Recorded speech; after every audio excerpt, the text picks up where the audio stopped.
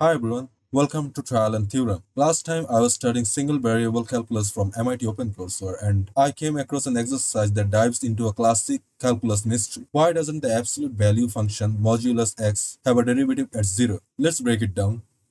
First of all, what does the modulus or absolute value mean? The absolute value of a number is its distance from 0 on the number line, ignoring direction. In simple terms, it turns any number non-negative.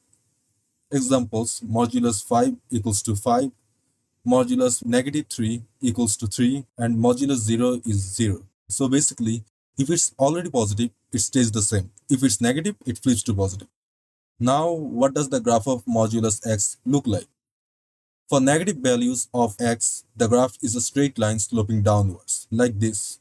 For positive values, it's a line sloping upward. Together, they form a V-shaped graph.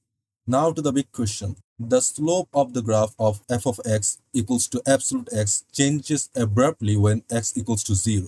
Does this function have a derivative at x equals to 0? If so, what is it? If not, why not? Let's think about slopes.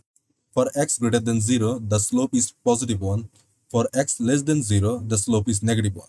But right at x equals to 0, there is a sharp corner.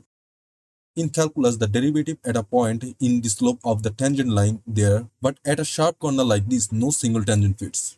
Let's use the limit definition of a derivative to see why. To find the derivative of f of 0, we use the limit definition. Derivative of f of 0 equals the limit as delta x approaches 0. F of 0 plus delta x minus f of 0 divided by delta x. Since f of 0 equals to 0, this simplifies the equation to this.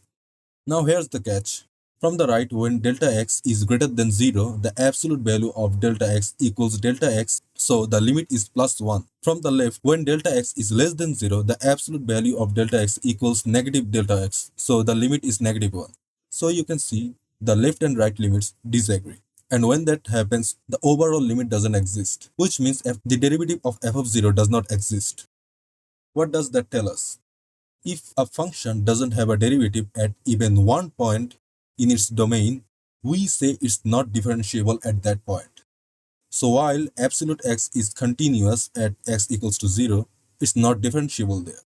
And that's why function of absolute x isn't differentiable at 0. Okay, I'm still learning, so if you have a better explanation or spotted a mistake, say it in the comments. Let's make math make sense together.